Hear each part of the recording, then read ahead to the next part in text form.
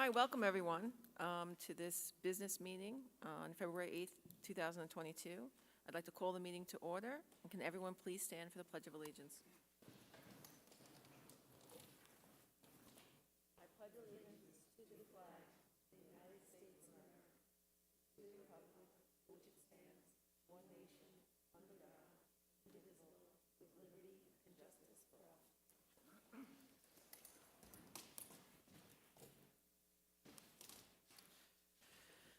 Okay, let's move on now to correspondence. Mr. Cronin. Kowalski. Okay, 126, email, Barbara Curry, New York State Department of Health, circumventing New York State Assembly to make rules permanent. 127, email, Monica Altamirano, thank you to the parent who is Director of Infectious Disease.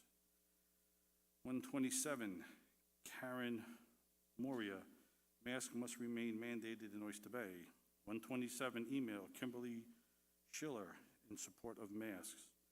127, email, Francesca Mayamone, urgent request. 127, email, Sabrina Navarrete, join 10 other districts lawsuit, free our kids. 128, email, Sabrina Navarrete, join 10 other districts lawsuit, free our kids. 128, email, Beth Tagliamonte, mask policy. 128, email, Brianne Beckett, masks are cool and keep our face warm. 128, email, Barbara Curry, New York State Department of Health, circumventing New York State Assembly to make rules permanent. 128, email, Tony Rosa Bianco, urgent, action required, amicus brief. 128, email, Lindsay Pattinger, urgent. 128, email, Gregory Capello, urgent, action required, amicus brief. 128, email, Peter Canizaro, masking mandate feedback update. 121 of 22, that's a late one, Sabrina Navarrete, inspiration. 2-3, email, Pam Gorney, enough is enough. 2-3, email, Pam Gorney, CRT. 2-7, email, Marlena Rella, planning for outdoor spring activities. And 2-8, email, Elizabeth Huck's transportation request. That's it, Ms. Kowalski. Thank you, Mr. Cronin. Okay, let's move on to the superintendent's report. Thank you, Ms. Kowalski. Good evening, everyone. Our students are doing very well, and this month is no different. Tonight we have Mr. Abramoff. We'll give an update on the athletics, but I want to share some great news about some of our scholar athletes. We will recognize them in March, but I think it's important for me to share some great news. So on February 5th, the Nassau County Individual Fencing Championship were held at Jericho High School. Our junior, Aurora Schettino, won the Nassau County Championship in women's foil. And I'm also pleased to announce that both the men and women's fencing team won the Nassau County Division II Championship. Chris Tarduno last night won the 3,200-meter Nassau County Indoor Championship at St. Anthony, and Zach Green finished second in the 3,200 meters and joined Chris on the podium. So congratulations to our scholar athletes.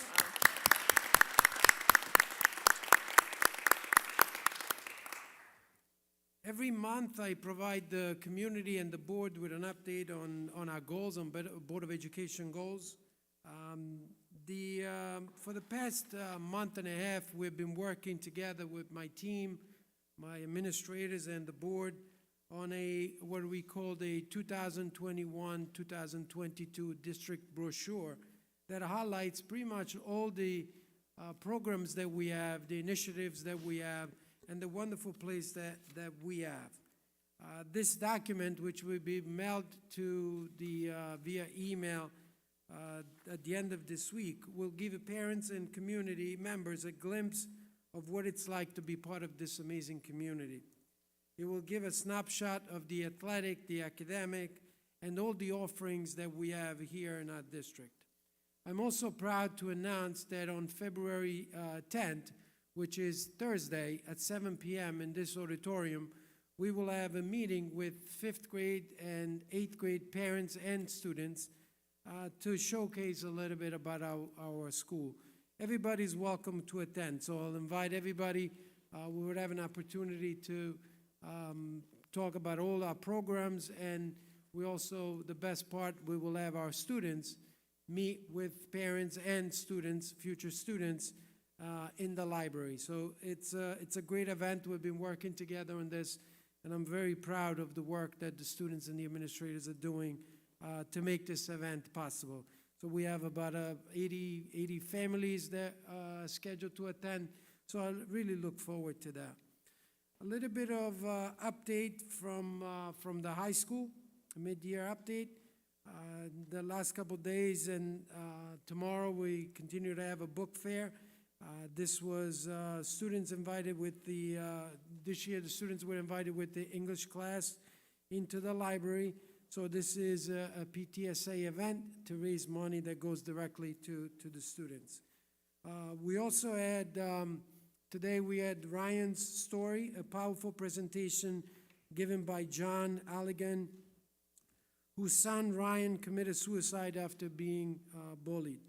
He shared the stories and demonstrated how there is a real problem behind the bullying. So it was a powerful assembly. Senior gathering is on the 11th of February. Ms. Lasher will meet with some seniors in the cafeteria. And that is, again, a project to bring the school back to normality and bring seniors and the administrators together to discuss the future of the school. We have a Bay Treasure ribbon cutting ceremony on the 11th of February. Ms. Rosario and others have collected donations of clothing for our students in need, and we created a new space where the students can come and take things that they need. So it's going to be a great event. Scheduling process is on the way. I know that the guidance department has been very busy, so we continue to follow a specific timeline. So we'd like to have a schedule to the students right before they go to the summer vacation, and I know it's coming fast. Prom tickets, prom is June 23rd. We're very excited about that. It's going to be at the Crescent Beach Club. Cafeteria updates, I know that students were very happy the other day that cafeteria is now serving made-to-order sandwiches, and students were super excited, more than the hotline food. So that's a good thing. We want to keep them happy. We have 3 new clubs that are on the way. One is a book club, Science Olympiads, and another club that is really I'm looking forward to see the work that they're doing is the Broadcasting Club. In preparation for the work that we're going to do with the 21st Century Capital Improvement Bonds, where we're going to have a broadcasting studio, we want students to start getting excited about the work and start producing some work. So the Broadcasting Club will give an opportunity for students to work together and do morning announcement and presentations. So when the studio will be completed, then the students will already know what to do, and they're going to be the experts. And that's always the case. The students are learning a lot faster than we do.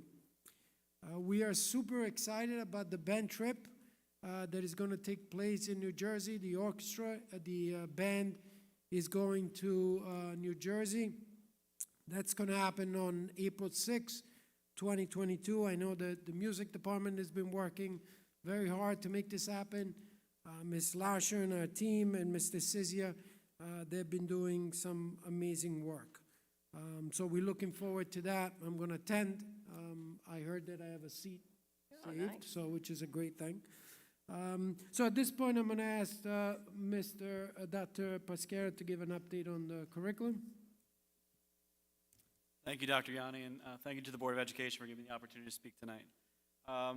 want to just talk for a second about the Theodore Roosevelt School, who hosted their annual second grade science night February 3rd.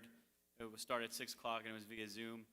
And one of the things I was wondering was how are you going to engage students via Zoom? But I got to tell you, there was 80 students, and all I saw was 80 smiles on that Zoom call. So they took part in an hour event, which included a scientist doing experiments and demonstrations. Each student was provided a bag to take home. They all had their own goggles. They had their lab coats. They looked really official, and they had instruments they needed to conduct experiments with their families. All the students were asked to submit pictures of themselves conducting the experiments, and winners were selected to receive prizes from the science department. Special thank you to Roosevelt teacher Regina Diorio for coordinating this exciting event, and to Dr. Ostroff and Ms. McElwee for all their help and support. Thank you. Thank you, Dr. Pascara. I'm going to have Ms. Raynor, our Deputy Superintendent, to give an update on the Safety Committee meeting that took place a month ago. Thank you so much. I just want to first thank the members of the Safety Committee, including Board Trustees, Mr. Cronin and Ms. Windhausen. I would also like to recognize at this point and thank Mr. Longaro, our new District Security Supervisor, for his continued support and his knowledge, depth of knowledge that he brings to the district. At the Safety Committee meeting, we discussed a few items this year. First of all, we'd like to let you know that our district plan was approved by New York State and is posted to our district website. Another focus continues to remain on our district cameras, not only replacing some of the older cameras on cycle, but also adding new cameras for extra coverage throughout the district. This past fall, we had implemented some roving security throughout the district through some evening hours and weekend hours. And our plan is to continue that as the spring weather gets better, hopefully soon, and that roving will take place again in the next month or so. One last thing we discussed was PSC&G had contacted our district to let us know about some work that will be taking place in the area of the Theodore Roosevelt School. We are working with them closely to minimize any disruptions that may occur. So that's a brief update for now, unless Ms. Windhausen and Mr. Cronin has anything to add? Thank you. Thank you, Ms. Raynor. And at this point, I'd like to invite to the podium Mr. Bramoff to give an update on the athletics.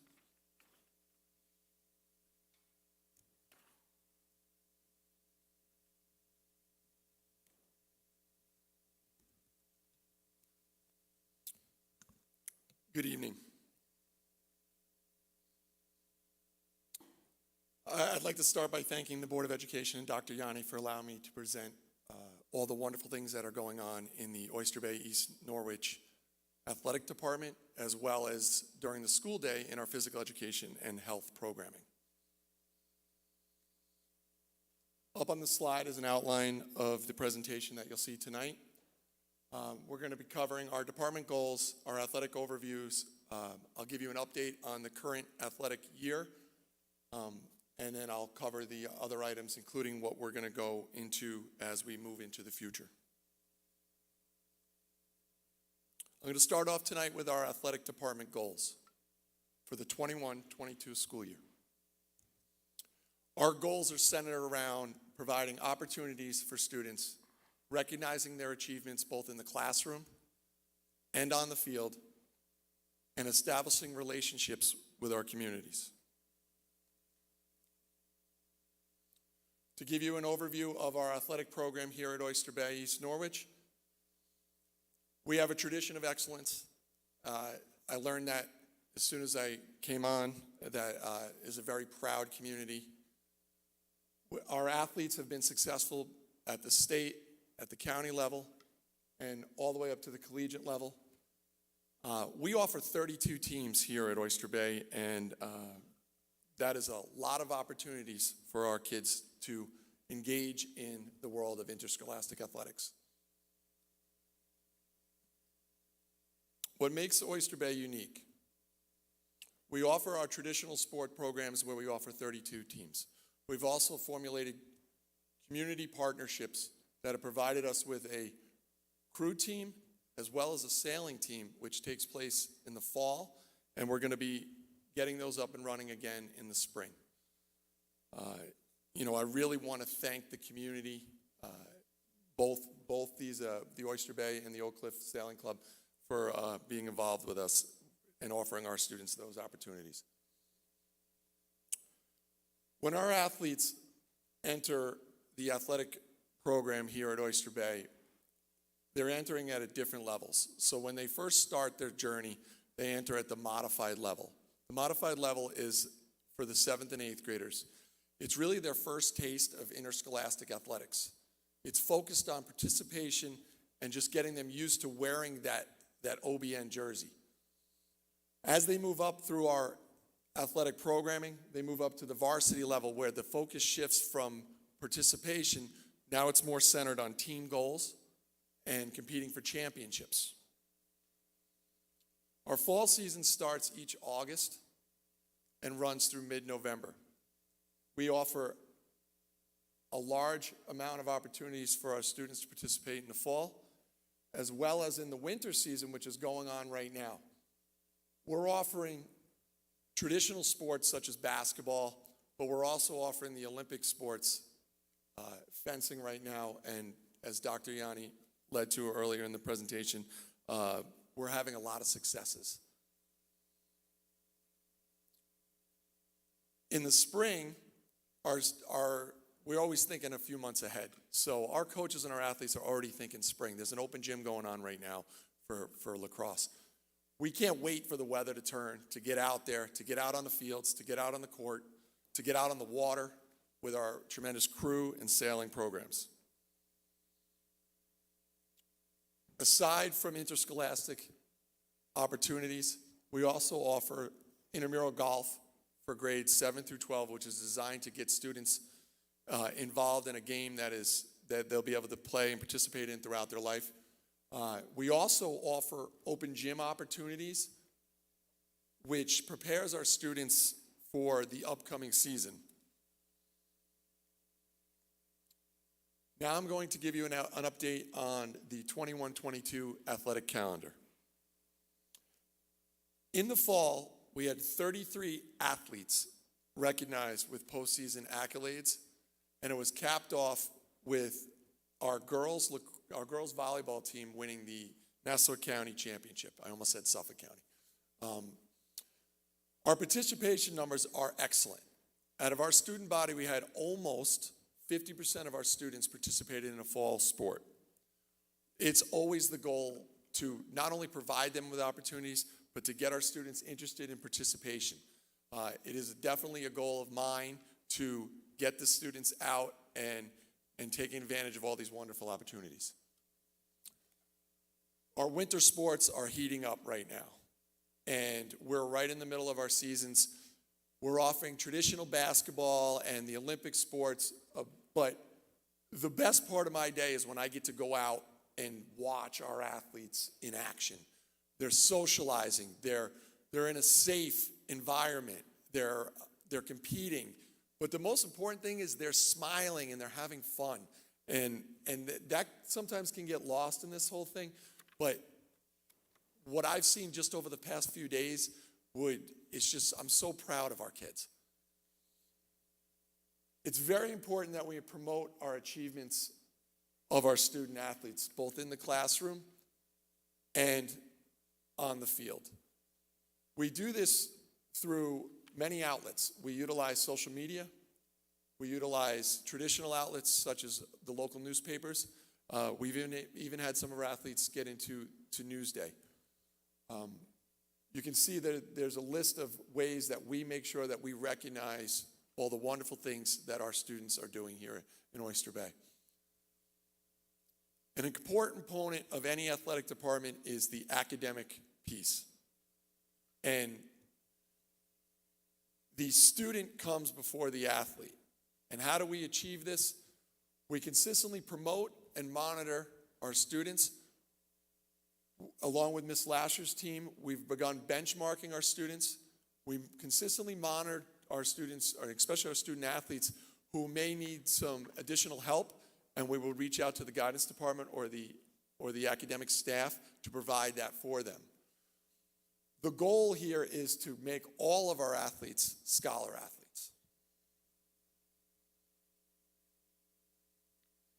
During the school day, we offer a very dynamic physical education and health programming here that starts down at Roosevelt with the kindergartners, and they're dancing with Miss Isles, and then they move all the way up through Vernon, where they learn the sports education model, and we'll do Project Adventure activities, and then they'll culminate with some of their college level courses where they could take an exercise science class as a senior and actually get college credit for it. Our staff is nationally recognized in terms of their PE and physical education.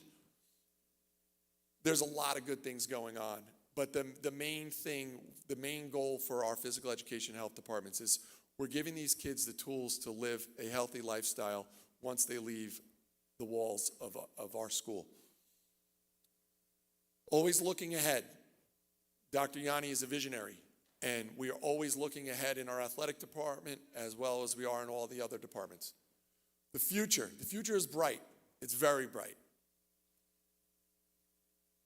One of my main initiatives is to build programs. I don't want teams, I want programs. We have a picture up here is of our 7th graders and our 8th graders practicing with our varsity and junior varsity players for the girls program. That's the entirety of our girls basketball program in one practice right there. This was initiated by our coach, and it was a wonderful experience for both the girls that have already been through the program for several years to the beginners. A very important piece here, especially with our Olympic sports and our traditional sports, is that we connect our students to athletic opportunities if they so wish to participate at the collegiate level. There's a lot of good things going on right now in terms of bridging that gap. So when the student expresses interest to play at the next level, and they usually express it to myself or one of the coaches, we work with the guidance department, and we really try to find if there's possibilities and there's opportunities for that student to realize their dream. The enhancing game planning and enhancing game planning and recruitment through technology. I'm gonna touch upon that in one of the initiatives that we'll have coming on the next slide. And we're continuing to enhance our athletic facilities. We just passed the turf bond project. Thank you to the community for supporting that. We're going to ensure that moving forward that our student athletes have one of the best facilities allotted to them. So moving forward, we're looking at bringing on something that's called the Huddle Focus. The Huddle Focus is a camera that is automated, so it doesn't require an individual to run it.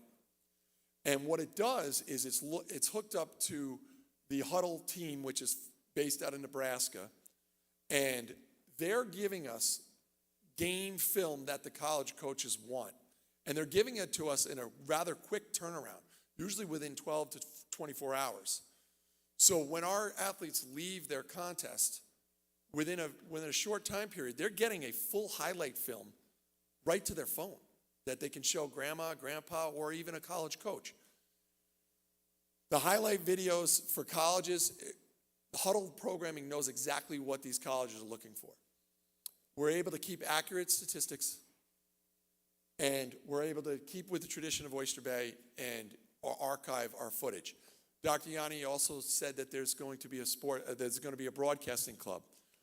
These cameras will give our broadcasting team the ability to have tons of footage so they can practice if they wanted to go into the sports broadcasting.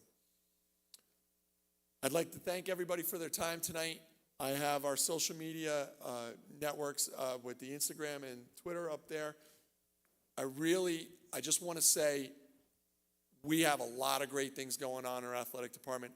I can't wait to meet all you out on the sidelines or on the court or even out on the water. And I end everything with, let's go, Bayman. Thank you.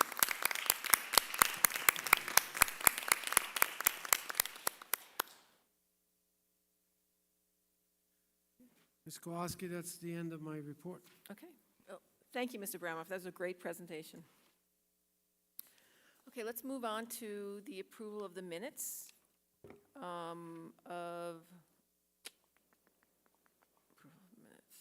the approval of minutes that are specified below. Do I have a motion? So moved. A second? Second. Any discussion? All in favor? Aye. All opposed? Motion carries. Okay, let's move on to the Business Facilities Report, the second budget presentation, 22 to 23.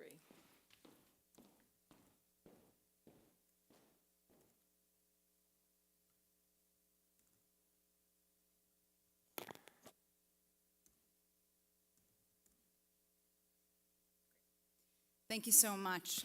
I am pleased to present tonight the second budget presentation for the 22-23 school budget.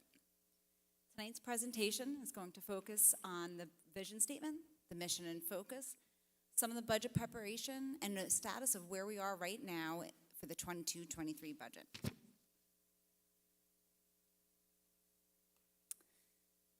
The budget is developed with the vision, the OBEN vision of empowering all students to achieve excellence.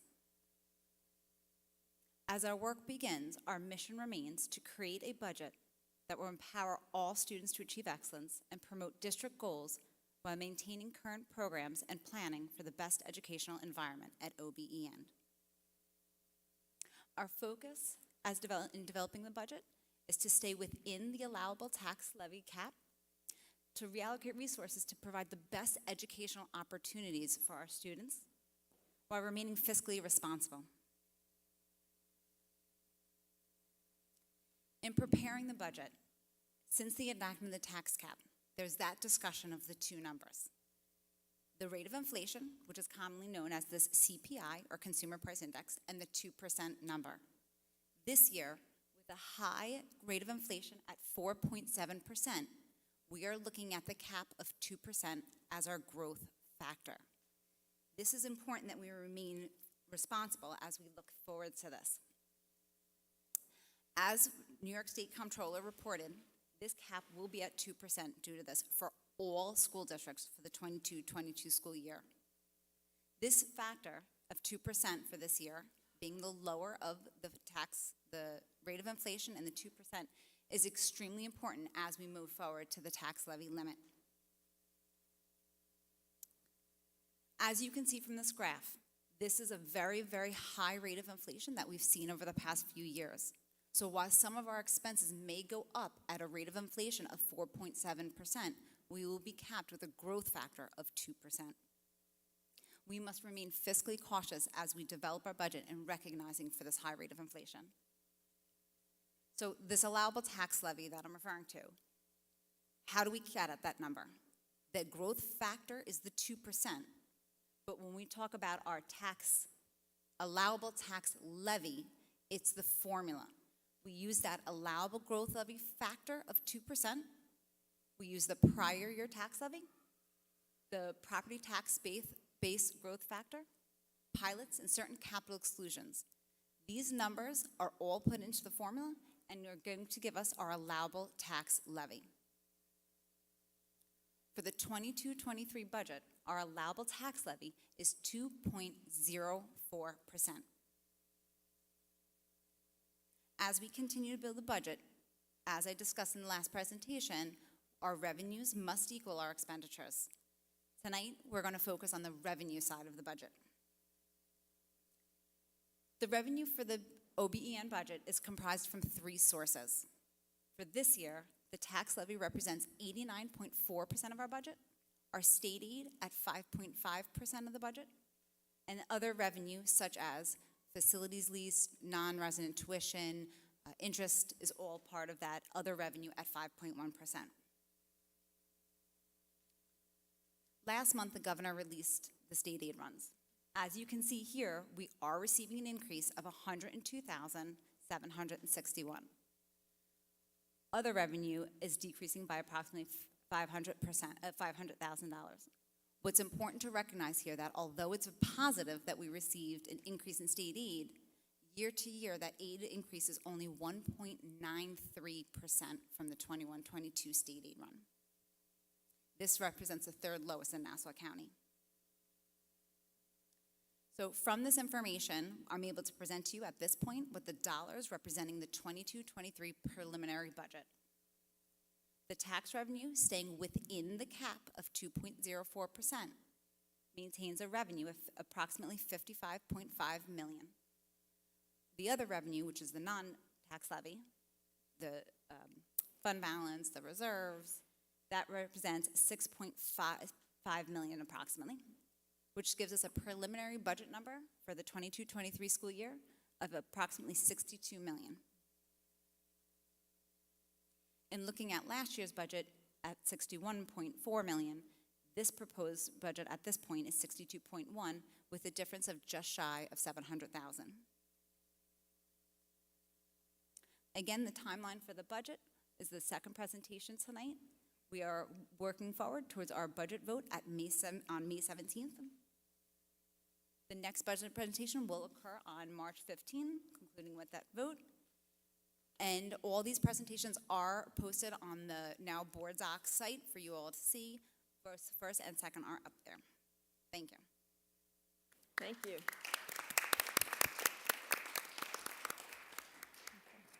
Does anyone have any questions? Okay, thank you. Dr. Young, yeah? Okay. Let's move on now to public participation agenda items. In accordance with the open meetings law, school board meetings where school district business will be discussed are open to the public. The Oyster Bay East Norwich Board of Education welcomes public comment at its meetings. The Board of Education will respond to comments and or inquiries in the appropriate manner. This portion of the meeting is designed exclusively for agenda items. A sign-in book is provided for those residents wishing to address the board. In order to be recognized, you must be signed in. Each speaker will be allowed a maximum of 3 minutes. The board president will call you to the microphone in the order in which you have signed in. Public discussion is prohibited regarding matters related to an individual's reputation, privacy, or right to due process, which in some ways could be violated. A second commentary period is provided for non-agenda items prior to adjournment. We thank you for your participation and cooperation. So we have nobody signed in for agenda items. So let's move on to instructional personnel items. Approval of instructional personnel items. Resolved upon the recommendation of the Superintendent of Schools, the Board of Education of the Oyster Bay East Norwich Central School District hereby approves the instructional personnel items as listed and attached below. Do I have a motion? So moved. Second? Second. Any discussion? All in favor? Aye. All opposed? Motion carries.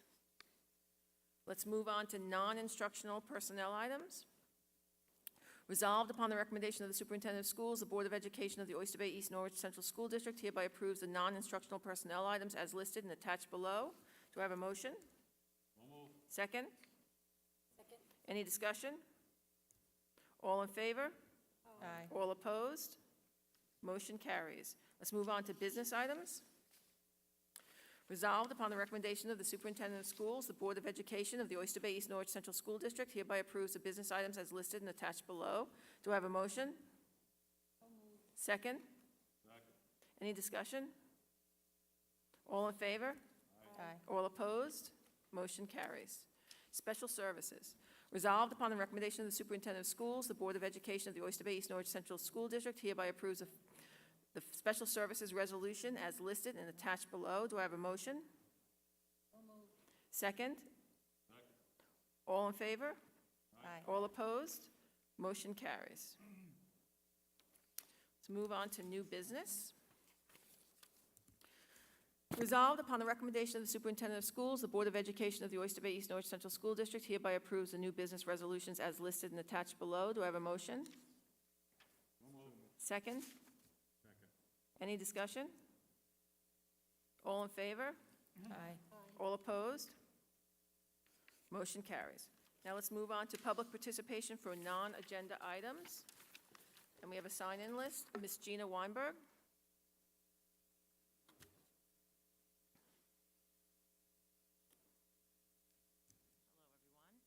I just kind of wanted to just go over what's been going on, just so the community knows, because I do feel that, I'm a little short there, okay. I do think the community should know what's going on, and obviously, you know, it hasn't been put on the agenda or no one's talked about it, but, you know, we've been coming here, we started out with you guys having the mask stuff back in August. Barbara and I tried to tell you what was going on, we foiled all the documents, we've asked you for all the COVID data, which we had to file as well, and we still haven't received that. I think we were told we'd get it sometime this March, I think, of this year. But we all know now that Governor Hochul does not have the powers that Governor Cuomo did, right? Because our legislative body gave him those executive powers and took them away. So she did not have them. And Barbara and I were trying to explain this to everybody as to why the mask mandate back in August was completely unlawful and just, she couldn't do it. She couldn't do it as a violation of our constitutional rights. Well, now that with everything going on, we know how it's working. She's taking whatever the governor says. She's using her agencies, such as the DOH, NYSED, Board of Regents, and she's basically telling them, here you go. We want to mandate the masks. We want to mandate the vaccines. Change your policy. So now they're supposed to go through a SAPA process, which is supposed to allow public comment for 60 days, and we can make comment toward it, and then they basically meet and say, okay, we're just gonna change our policy, and then force it down on everything else. And Barbara and I were originally fighting and saying, this is affecting our children, this is affecting everybody, and taking away our parental rights. So with everything that they are passing through these agencies, this is unlawful. They're not going through our legislation. And I know you guys had said you were forming a panel, and you met with Senator Goffin, and he said, we're not gonna mandate the vaccine, we're not gonna do it. And technically, he was right, because he wasn't mandating anything, because they don't have to vote on it, because she's completely bypassing our legislation. So what I'm asking you guys, if you do have the report, I think you should meet with the senator again, and I think that you guys should get on him and say, listen, you guys, this is unlawful, it's all being passed down to you. They need to start putting pressure on the governor and telling her enough is enough, because we're here 6 months. This is definitely affecting the children. We know it's affecting the children. And the fact that, Barbara and I have been telling everybody this, and I feel that you guys should know what policies NYSED is changing, what policies the Board of Regents is planning on changing. And when you guys know, you should let the community know, because it affects us. We should know how by changing their policies, it's affecting us as a community, it's affecting our children, and it's taking away, little by little, it's taking away our personal freedoms, and that's basically what this fight was about. It really wasn't about the masks, about the vaccines, it's about choice. And you guys are here as the purveyors to the community to tell us what New York State is doing to us. And they just keep doing it and making all of these laws that are not laws. They're putting it on TV, telling you guys it's law, and it's not. Meanwhile, you're all violating our constitutional rights, and they put it all on you. So my frustration was, I'm asking you guys to fight. Like, we should be bringing this community together to say, this is beyond the mask, this is beyond the vaccines. This is about taking away every right that we have, and it doesn't just affect our children in school. It affects every single New Yorker in the state, all 19 million. So when they change policies in OSHA and they change policies in the Department of Health, it affects every business. It affects everybody who goes to their job. Thank you, Ms. Weinberg. Okay? Thank you. I'm asking, please meet with him again and let him know that he needs to fight as well, because now we're being left, the parents are going to have no choice but to put more pressure on you guys to do what needs to be done. Okay, thank you. Ms. Gorney?